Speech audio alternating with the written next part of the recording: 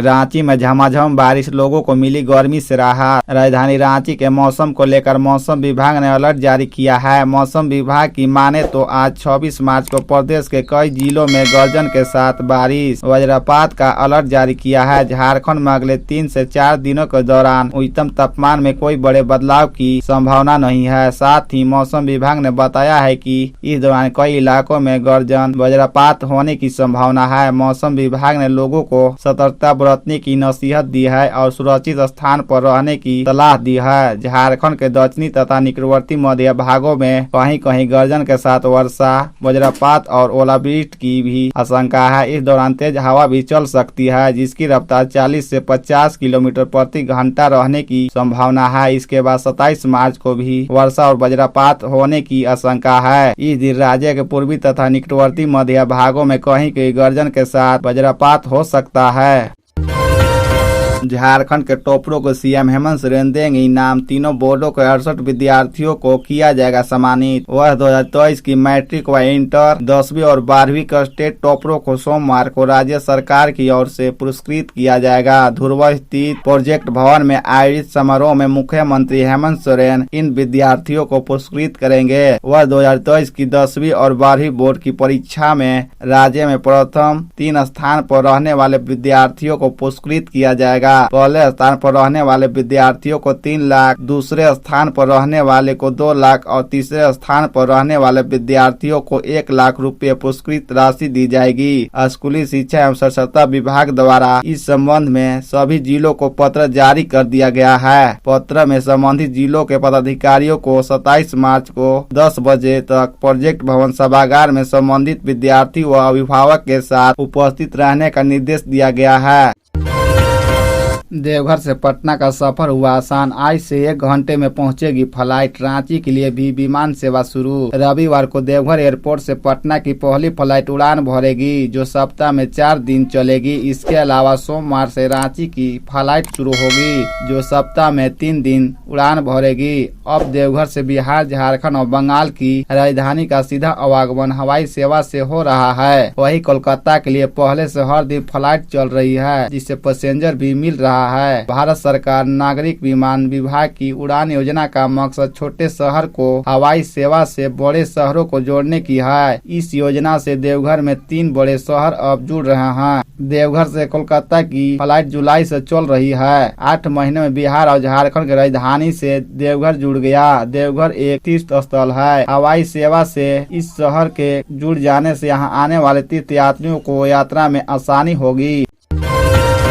अंगदान करने वाली सरायकेला के स्नेहा लता चौधरी के पति ने बताया कुछ ऐसा। सरायकेला की मड़वारी महिला समिति के पूर्व अध्यक्ष स्वर्गीय स्नेहा लता चौधरी 10 वर्ष पहले ही सरायकेला में नेत्र दान कर चुकी थी। उनके मन में हमेशा अंगदान करने का विचार आता था, लेकिन सरायकेला में अंगदान जैसी सुविधा नहीं होने के कारण नहीं हो पाया। 17 सितंबर 2022 को मॉर्निंग वॉक करने के दौरान अज्ञात वाहन के चपेट में आकर दुर्घटनाग्रस्त हो गई थी, जिसके बाद 20 सितंबर को उनको दिल्ली के एमएस अस्पताल ले जाया गया, जहां उनके भाई एमएस के डिप्टी डायरेक्टर सह सरायकेला के पूर्व उपायुक्त रविंद्र कुमार अग्रवाल के देखरेख में इलाज चला, लेकिन 1 अक्टूबर 2022 को उनका देहांत हो गया। उनको मरने के उपरांत उनके परिवार वालों ने दिवंगत महिला की अंगदान करने की पहले इच्छा को बताया, जिनके बाद एमएस में ही उनका अंगदान कराया गया।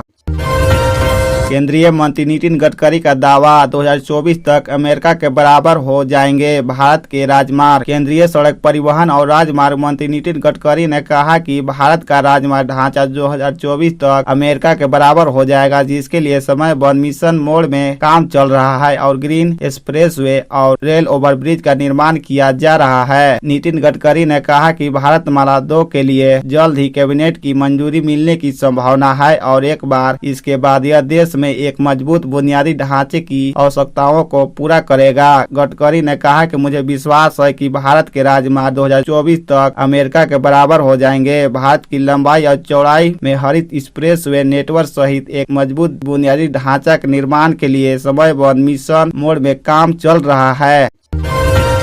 सरकारी कर्मचारियों का हाजिरी के नियम सख्त, 1 अप्रैल से होगी बायोमेट्रिक अटेंडेंस। राज्य सरकार के अधीन कार्यरत सभी प्रकार के कर्मचारी चाहे वह अस्थायी हो या अस्थायी, सभी को यह आधार आधारित बायोमेट्रिक उपस्थिति ही दर्ज करानी होगी। राज्य सरकार ने 1 अप्रैल से बायोमेट्रिक उपस्थिति अनिवार्य कर दिया है। इसमें संविदा कर्मी के साथ साथ दैनिक वेतनभोगी कर्मी भी शामिल होंगे। कार्मिक प्रशासनिक सुधार तथा राजभाषा विभाग के उप सचिव आसिफ अंसन ने इस बात अधिसूचना जारी की है। इसकी प्रति महालेखाकार के साथ साथ सभी विभाग प्रमंडलीय आयुक्त उपायुक्त सभी सचिवालय एवं संस्थानों को भेजी गई है। इसमें कहा गया है कि आधार आधारित बायोमेट्रिक उपस्थिति प्रणाली के अंतर्गत उभय काल दैनिक उपस्थिति दर्ज कराने का दायित्व सभी सरकारी कर्मियों और अन्य कार्यरत कर्मचारियों पर समान रूप से लागू होगा। 3 माह से कम अवधि के कर्मियों को छूट। ऐसे कर्मी जो न्यूनतम 3 माह की अवधि के लिए नियोजित किए गए हो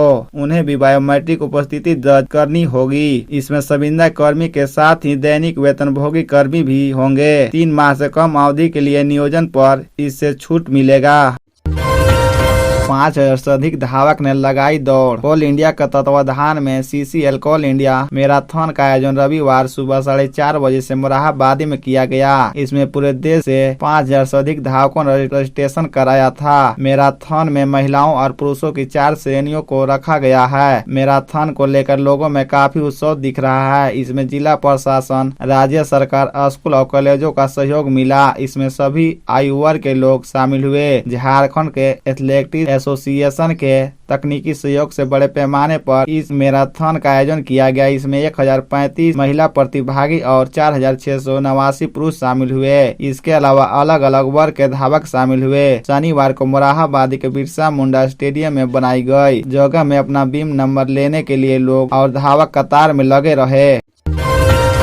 सेंट्रल जेल के सजा याफ्ता कैदियों की कमाई का 1/3 पीड़ितों का अकाउंट में क्यों होगा ट्रांसफर। देवघर सेंट्रल जेल के सजा याफ्ता कैदियों की कमाई का 1/3 हिस्सा उस केस के पीड़ितों को मिलेगा। ये ऐसे पीड़ित होंगे जिनकी शिकायत पर अभियुक्त को जेल भेजा गया है। जानकारी के मुताबिक ऐसे 14 अपराधी कांडों के 8 पीड़ितों की पहचान सेंट्रल जेल द्वारा कर ली गई है। कांड के पीड़ितों का अकाउंट में बंदी की कमाई का 1/3 हिस्सा जेल प्रबंधन बहुत जल्द ट्रांसफर कराएगा। यह योजना देवघर सेंट्रल जेल में पहली बार लागू की जा रही है। दरअसल बंदियों की कमाई का 1/3 हिस्सा पीड़ित कल्याण कोष में जमा होता है। उसी कोष से संबंधित कांडों को पीड़ितों को भुगतान किया जाएगा। सेंट्रल जेल द्वारा 14 कांडों के जिन 8 पीड़ितों की पहचान की गई है उनमें से एक को सबसे अधिक 80,000 रुपये का भुगतान किया जाएगा।